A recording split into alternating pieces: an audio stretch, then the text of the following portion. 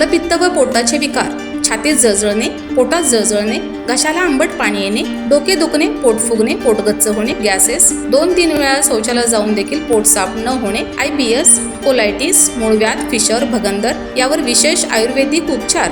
तर आजच संपर्क करा विजयी भव आयुर्वेद, नेवरी तालुका कडेगाव, जिल्हा सांगली. आता पुणे व मुंबई या ठिकाणी सुद्धा. संपर्क 91 75 74 34 54 व 73 87 34 34 77.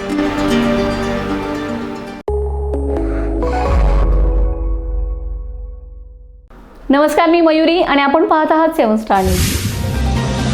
प्रस्तावित शक्तीपीठ महामार्गाला विरोध अधिक तीव्र होत असून सोमवार, मंगळवार आणि बुधवार असे सलग 3 दिवस विविध ठिकाणी शेतकरी मोर्चे काढून प्रशासनाला धारेवर धरणार असल्याची माहिती शक्तीपीठ महामार्ग विरोधी संघर्ष समितीचे नेते ॲडव्होकेट दीपक लाड यांनी दिले. ॲडव्होकेट लाड म्हणाले की शक्तीपीठ महामार्गामुळे सुपीक शेती, बागायती क्षेत्रे आणि शेतकऱ्यांचे उदरनिर्वाहाचे साधन धोक्यात येणार आहे. त्यामुळे या प्रकल्पाला बाधित शेतकऱ्यांचा तीव्र विरोध असून शासनाने शेतकऱ्यांच्या भावना लक्षात घेऊन हा प्रकल्प तातडीने रद्द करावा.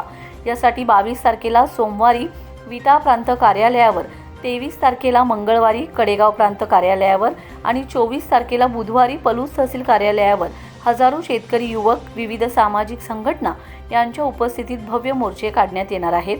या मोर्चाद्वारे शासनाचे लक्ष वेधून घेत शेतकऱ्यांच्या मागण्या जोरकसपणे मांडल्या जाणार असल्याचं त्यांनी सांगितले. शक्तीपीठ महामार्गाच्या विरोधात परिसरातील गावांमध्ये जनजागृती सुरू असून शेतकरी मोठ्या संख्येने आंदोलनात सहभागी होत आहेत. आगामी मोर्चांमध्येही मोठ्या प्रमाणावर लोकसहभाग होईल असा विश्वास आंदोलनकर्त्यांनी व्यक्त केला आहे. महेश पवार, 7 स्टार न्यूज, विटा.